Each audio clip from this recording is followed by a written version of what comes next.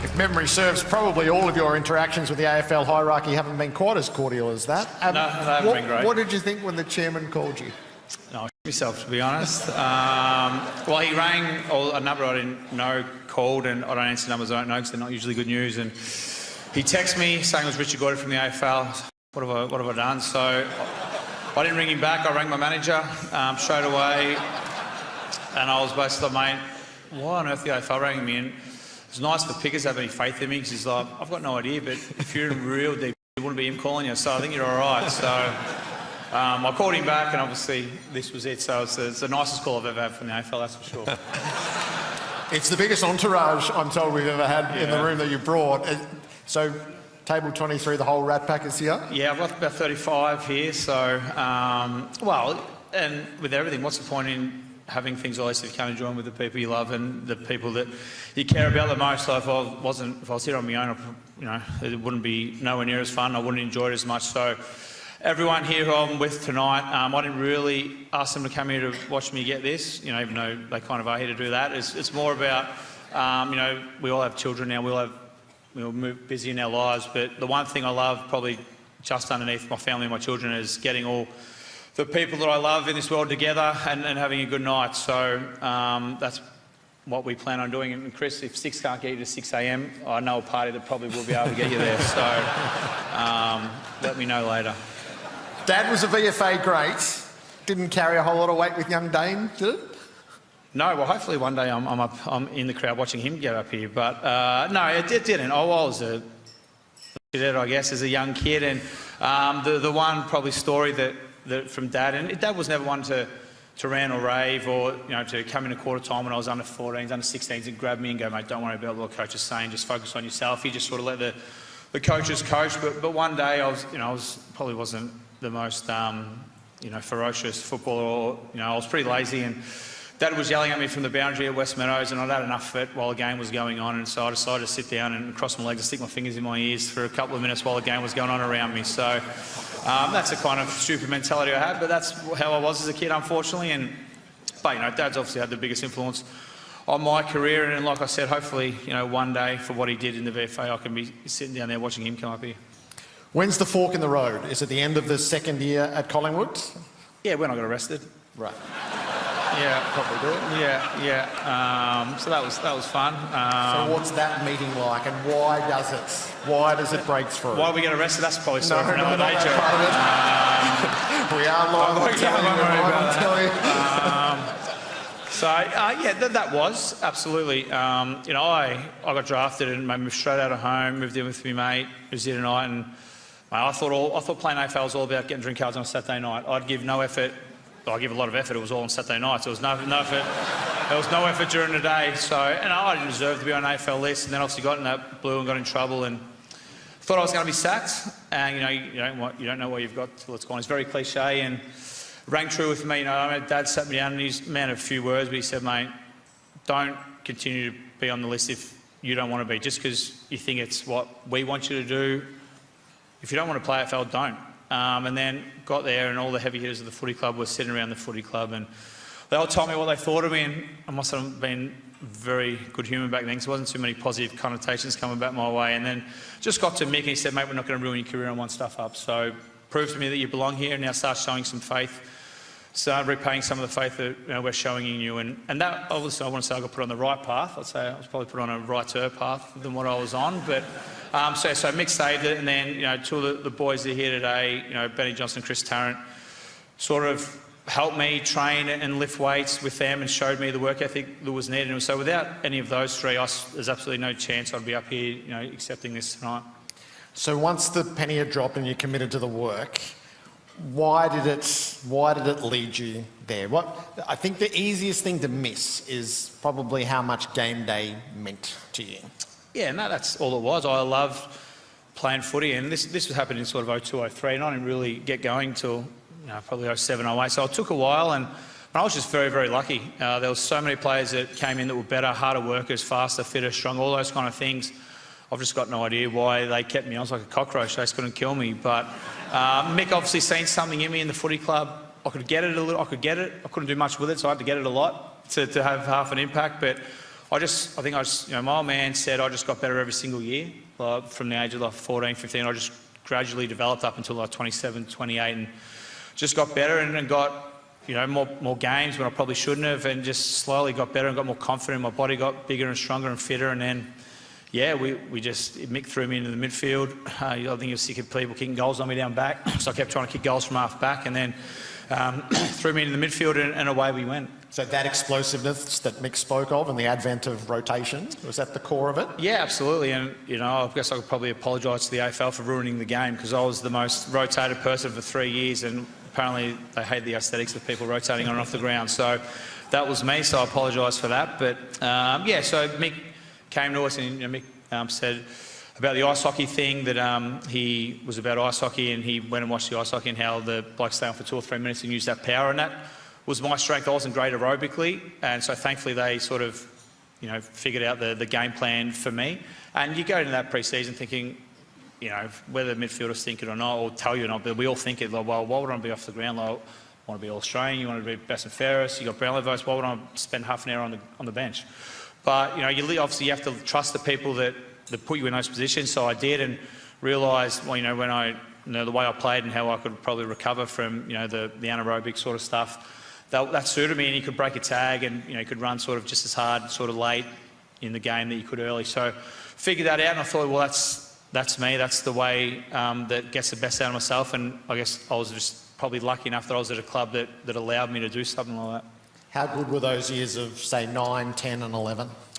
They were amazing. You think, everyone says children are the best things you have in your life, and I've got some now, and my family, so I have to say they are, but they're a different kind of love, different kind of fulfillment and stuff like that.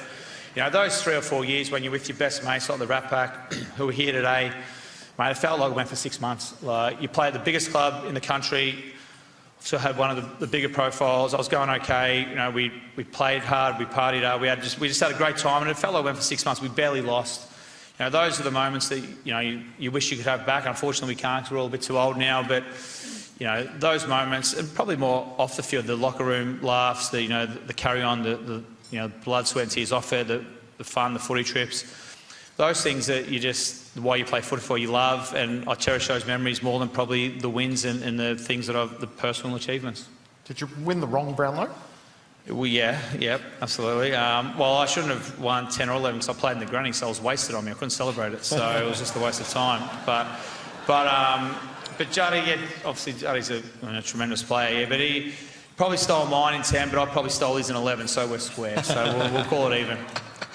And what does the first Saturday of every December mean to you? Yeah, no, the first Saturday in December is a Premiership reunion we have. We have a catch-up every Saturday in December, the first Saturday in December. So one, it's a free hit because the missus can't argue about it, because you can go out and get on the drink with the boys. But that's why I think winning Premierships is important. I think footy moves so fast at the top level that when you win the flag, you sort of go away, drink for a week, you celebrate, then you go away wherever you go in the world, then you come back day one of pre-season, you're expecting, barbecue and some beers, but everyone yells at you, say you've got to work harder, and you're the Premiership, you just won the flag. So footy moves so fast, you don't get to enjoy it while you're playing AFL, but winning a Premiership, I think, is so important, is for that reason. That we catch up once a year, and, like I said earlier, people have gone different routes in their life, and we all have kids, and things have moved on, but we all come back together that one Saturday, the first Saturday in December, and it's great to see everyone. Same jokes get told, same people get picked on. We're much better players than what we were back then, but you leave that lunch a day or two later and you think, geez, how lucky am I? How lucky am I to have won a Premiership? Because if the ball bounces the other way and St Kilda win it, we're part of the collywobbles, I guess. So it's awesome, and a couple of people from the footy club in that era are here tonight to watch me accept this. So that's why I think winning Premiership is important, is the mateship. And to be honest, I'd give all this back, all the individual awards, I'd give them all back if that meant I couldn't have the relationships I have with the 5 or 6 boys that I've got here tonight. So that means more to me than anything. And they're here tonight, but we'll celebrate tonight, hopefully. Yeah. All right. We may or may not still be on air, but the thank yous are all yours, Dane. First of all, congratulations to all the past, previous and future members of the Hall of Fame or inductees. It's a wonderful achievement. So thank you to Jason, who's going to become a legend. So obviously it's a wonderful achievement and incredible.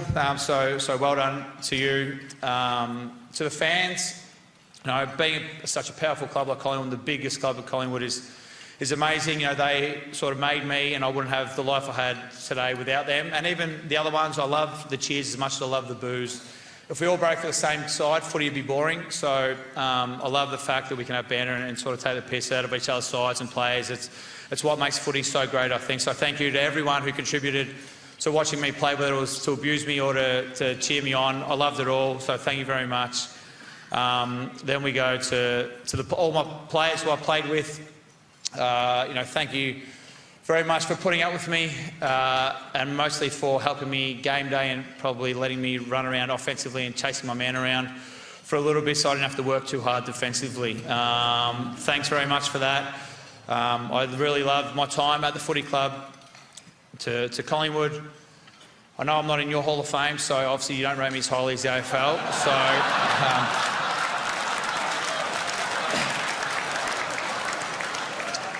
But they know I can be bribed and bought pretty easily, so they bought a table for my mates tonight, so we're square. So thank you. But, whether you hate Collingwood or not as a kid, you have to understand, I'm so fortunate to be drafted to a club like Collingwood. They give you such a head start. If you perform well at Collingwood, you've got such a head start in life because of the network and the amount of people that sort of follow you and help you do your thing. So I loved my time there, and hopefully the Pies can go back to back. So thank you very much to all my teammates, my footy club, and then we'll go to last but not least, my friends and my family, especially to the people that are here tonight. Like I said earlier, it's not about me accepting this award for my friends and family that are here. It's about getting everyone I love together and having a good night, whether it's here or whether it's doing whatever. It's the thing that I miss most, being able to spend every Saturday and every day together with all the boys, and their partners, and have a laugh and go out and have a drink and just do what we do. But if me having to win this thing gets us all here tonight, well, I'm obviously happy to do it.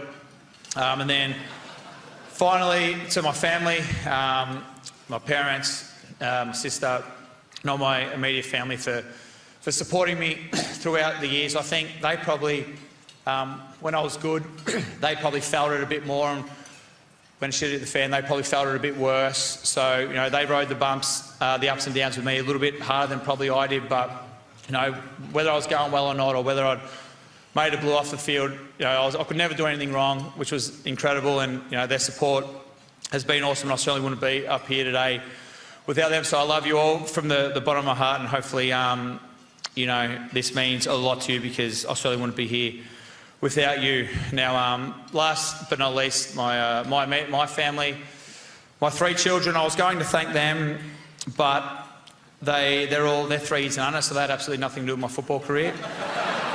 So they're not getting thanked. But I do love them, and like I said, it's a different type of fulfilment. The enjoyment you see out of seeing them smile or laugh, that's a feeling that you can't replicate in life. But so I love them, but they're not getting thanked. And lastly, actually one more. My manager, he told me to thank him.